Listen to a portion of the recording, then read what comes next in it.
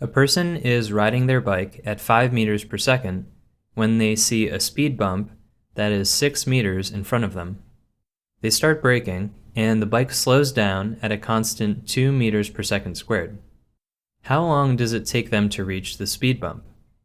Okay, so what is this problem telling us? We have a person riding a bike with a velocity of 5 meters per second. So let's write down that the initial velocity is 5 meters per second, since we know the velocity will change. Let's also draw a dot to represent the person on the bike and draw a vector for the velocity. There's a speed bump 6 meters in front of them, so let's draw a line pointing in the direction of the velocity and label it as delta x. The bike starts braking and slows down at a constant 2 meters per second squared, which means we're dealing with acceleration. However, the bike is slowing down, not speeding up, so the acceleration is going to point in the opposite direction as the velocity. If we're going to call the right direction positive, then the value of the acceleration will be negative 2 meters per second squared. The question is asking us, how long does it take them to reach the speed bump? So we'll write that we're trying to find t, or you could write delta t.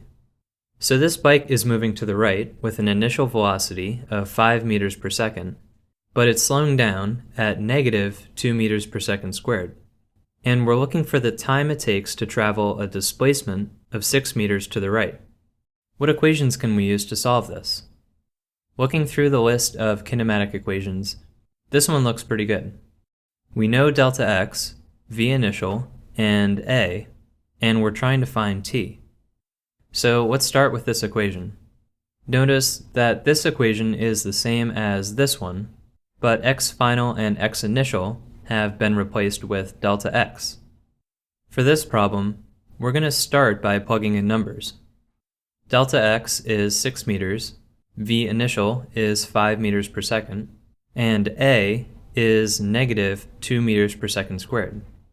Let's simplify this equation, and since we know we plugged in all the right SI units, we can leave the units out.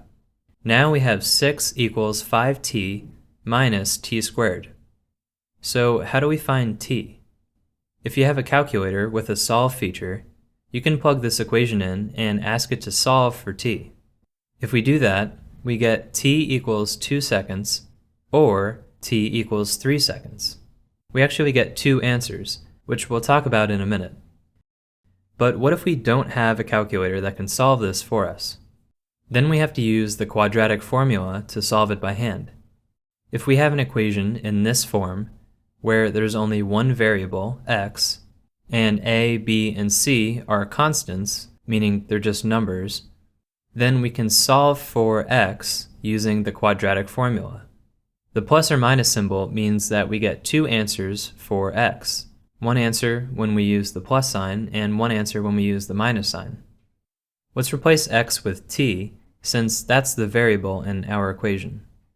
To use this formula to solve for t, we need to rearrange our equation so it matches this form. We can add t squared to both sides, and subtract 5t from both sides to get this. It helps to write out the constants, like this, so we know what to plug into the quadratic formula. T squared is by itself, so it's just being multiplied by 1. T is multiplied by negative 5, and the constant by itself is positive 6. Let's use the quadratic formula with the minus sign first. We plug in 1 for A, negative 5 for B, and 6 for C. When we calculate that, we get t equals 2, which would be 2 seconds. Now let's use the formula with the plus sign. We plug in the same values for A, B, and C, and now we get t equals 3 seconds.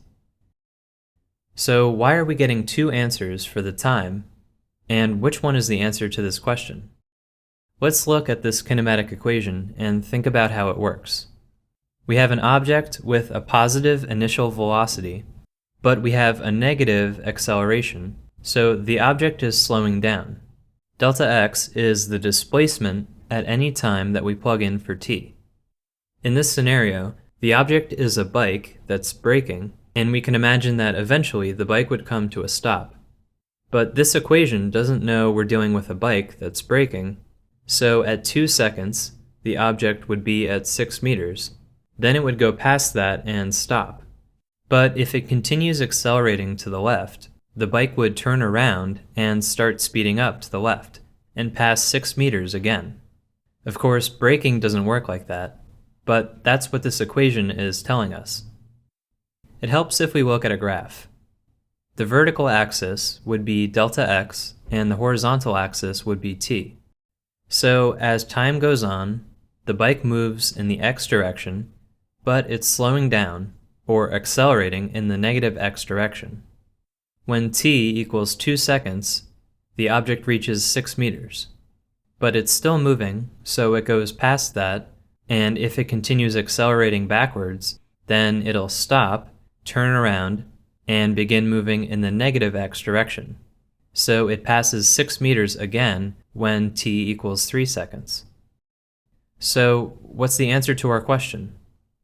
If the bike is braking, it'll eventually come to a stop, and the acceleration from braking is not going to speed the bike up in the other direction. So the first time the bike reaches 6 meters is the time we're looking for, which is 2 seconds. That's an example of how the kinematic equations are a useful tool to study motion, but we need to be careful with how we apply them and always check that our answer makes sense.